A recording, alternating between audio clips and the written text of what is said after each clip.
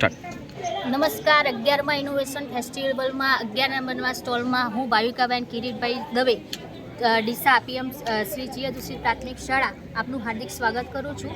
આ ઇનોવેશન ફેરમાં હું આપણે એક મૂલ્ય શિક્ષણ વિશે એક ઇનોવેશન લઈને આવી છું, જે મારા ઇનોવેશનનું શીર્ષકનું નામ છે મૂલ્ય સપ્તક સંસ્કારિત પેઢીનું નિર્માણ। આજના ભૌતિકવાદી યુગમાં જેનજીના સમયમાં બાળકોમાં મૂલ્ય શિક્ષણ ખૂબ જ ઓછું થાય છે અને મૂલ્યો વિસરાતા જાય છે, અને બાળક નવી શિક્ષણ નીતિ મુજબ એક સારો ડૉક્ટર અને એન્જિનિયર બને એના કરતાં એક સારો માણસ બને એ ખૂબ વિશ્વની અત્યારે તાતી જરૂરિયાત છે।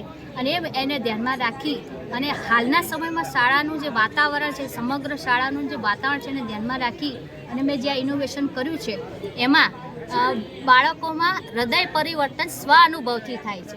તો આપણે એક એક એક્ટિવિટી સમજીશું કે કઈ કઈ એક્ટિવિટીથી શું થાય છે।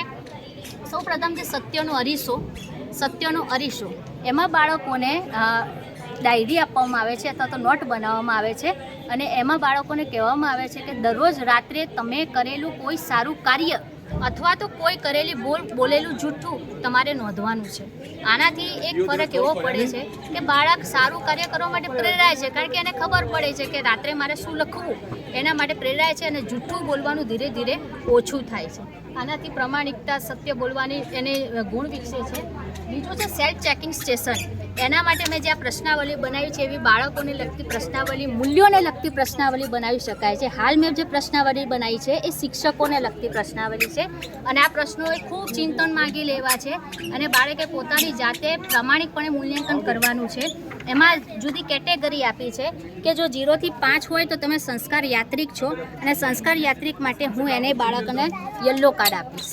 પછી જો 6 થી 11 હોય તો સંસ્કાર સાધક છો, તો એના માટે હું એને ગ્રીન કાર્ડ આપીશ, અને 12 થી 15 હોય તો સંસ્કાર પ્રેરક છે તો હું એને બ્લુ કાર્ડ આપીશ। આ બ્લુ કાર્ડ આપીશ।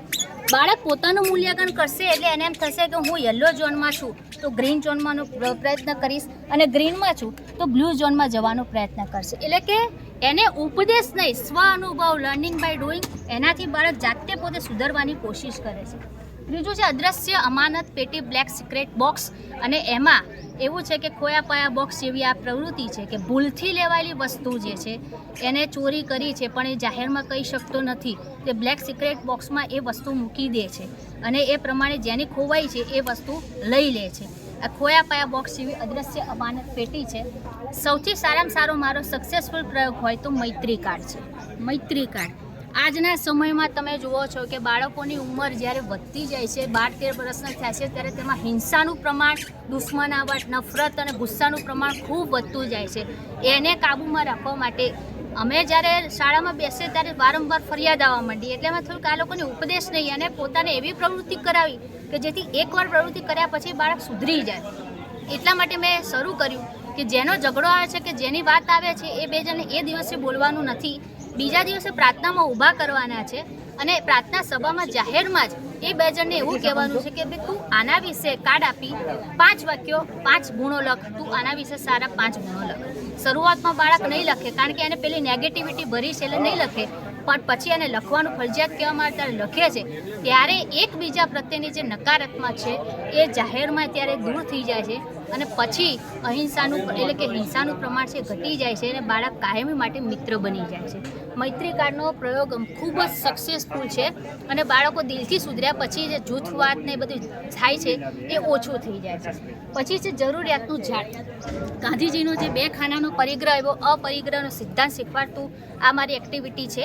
એ વર્ગ લેવલે અને શાળા લેવલે બંને કરી શકાય છે। દરેક વર્ગમાં એક ખૂણો બનાવી શકાય છે, અથવા તો શાળાનો એક ખૂણો બનાવી શકાય છે કે જેમાં પોતાની પાસે રહેલી વધારાની વસ્તુ છે એ ખૂણામાં મૂકવી, અને જે જરૂર છે એ વસ્તુ ત્યાંથી લઈ જાય। અને હવે છે ટાઈમ ટ્રેકર બેઝ। અમારી જે શાળા છે મોર્નિંગ શાળા છે, એટલે ઘણીવાર શાળાઓમાં બાળકો નિયમિત અને ટાઈમમાં સમયસર પાલન નથી કરતા, તો એના માટે મેં વિચાર્યું કે આપણે દરરોજ અઠવાડિયામાં જે વિદ્યાર્થીઓ સમયસર આવે છે અને જવાબદારીપૂર્વક કાર્ય કરે છે એને દર શનિવારે એક બેઝ આપી અને પ્રાર્થના સભામાં સન્માનિત કરવા।